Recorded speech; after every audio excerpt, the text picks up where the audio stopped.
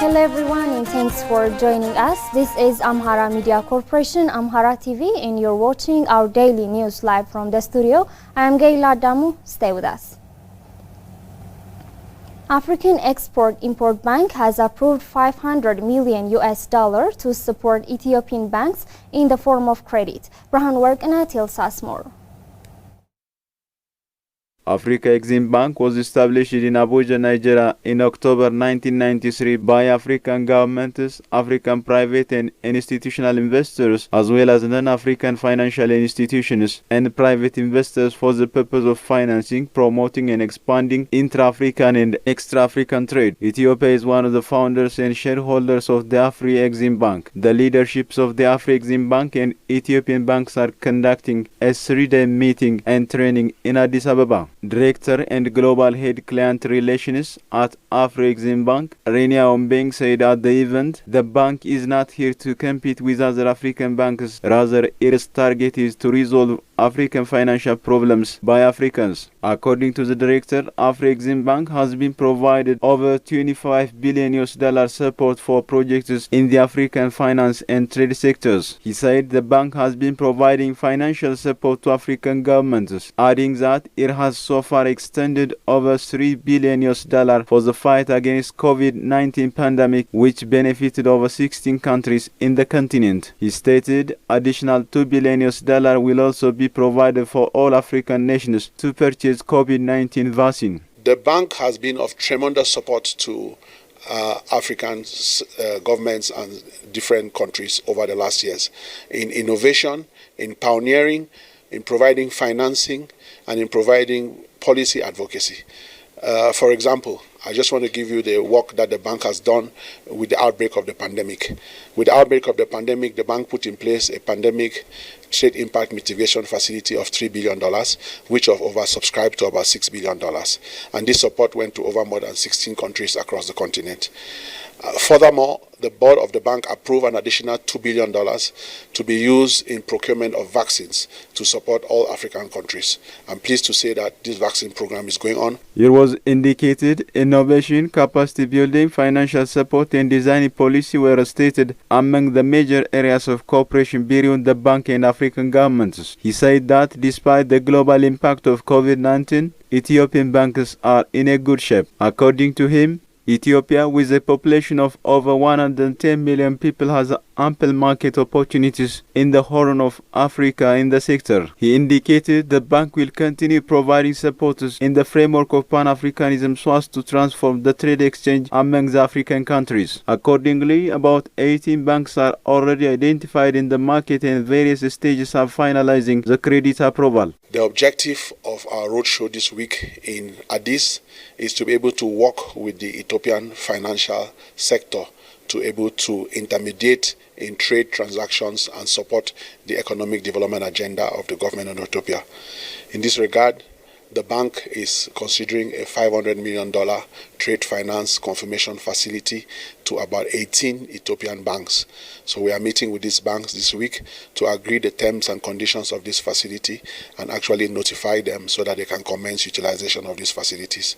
We hope that this facility will help promote intra-African trade, which is one of the key pillars of the bank under the support to the African Continental Free Trade Agreement arrangements, and also foster the trade leadership pillar and objective of the bank. Governor of the National Bank of Ethiopia, Inagar Deste, said for his part, the Afri Exim Bank established in a view to transform trades within Africa and creating trade ties globally, stating that plenty of African countries have been benefited from the Afri Exim Bank. However, he said that Ethiopia has not been benefited much despite being one of the founders of the bank. The National Bank of Ethiopia is committed working closely with Afri Exim Bank so as to enhance the cooperation. Ethiopia and Kenya have signed Moyale to Moyale one-stop border post-operational procedure manual in a ceremony held in Addis Ababa. Brahan Workana has the details. This follows the inauguration launched by the heads of both governments and the subsequent commencement of one-stop border post operations. The one-stop border post operational procedure manual was signed between Ethiopian Customs Commissioner Debele Kabeta and Kenyan Internal Security Secretary Wilson Najiga. It was learned that the operation manual is meant to guide government officers of the border regulatory agencies to successfully implement coordinated border management operations. It would also help improve border crossing efficiencies by making the border clearance process easier, faster and cheaper for traders, transporters and travelers without compromise to the border regulatory requirements. Ethiopian Customs Commissioner Debele Kabeta said on the occasion, trade connectivity between the two countries has been quite insignificant as compared to the potential they have for doing business. The Commissioner further stated that currently the situation is changing and the volume and diversity of goods traded between Ethiopia and Kenya is growing at a higher rate. Today's interconnected world,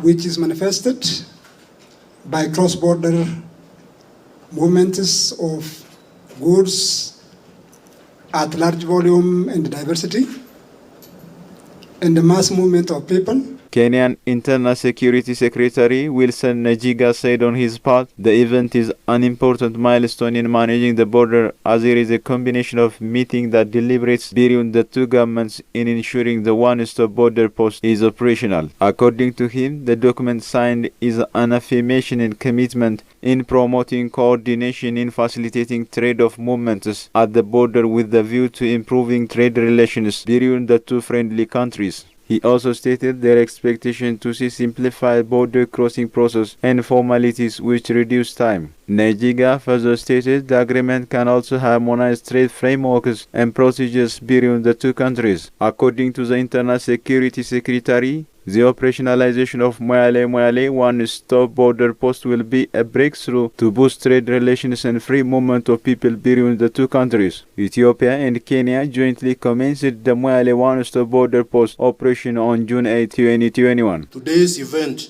marks an important milestone in managing our borders, as it is a culmination of meetings and deliberations between our two governments in ensuring that Moyale one-stop border post is operational.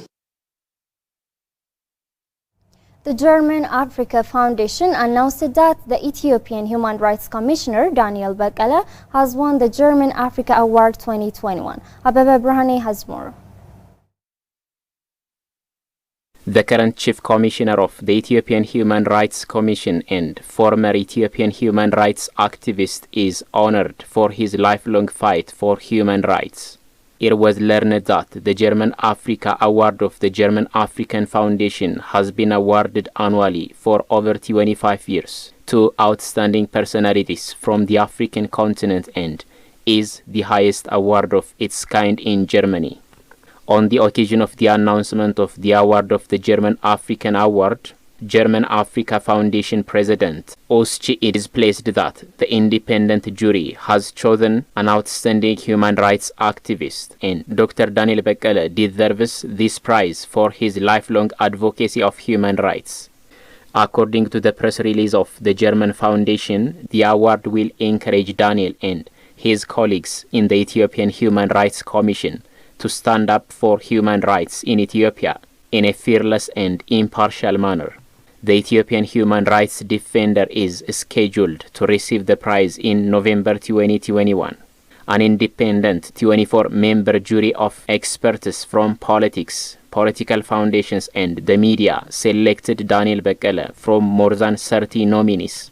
According to the press release of the German Foundation, Daniel Bekele's commitment to human rights began at the age of 23 when he started working as a lawyer in Addis Ababa, represented NGOs and quickly became a much sought after expert on democracy and human rights.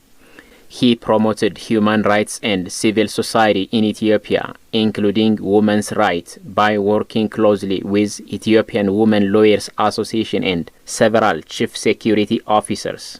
In 2004, Daniel became head of policy research and advocacy at Action Aid in Ethiopia. As a representative of civil society, Daniel took a leading role in monitoring Ethiopia's 2005 parliamentary elections. After criticizing the questionable conduct of the elections and its violent aftermath, however, he was attacked and injured by armed government security operatives in October 2005. In November 2005, he was arrested and subsequently sentenced to prison on trumped-up charges of trying to overthrow the government and the constitution. He remained in prison as an internationally recognized non-violent political prisoner until March 2008. The press release depicted that Daniel's determination to advocate for the political rights of the disadvantaged populations in particular has not been diminished by his imprisonment.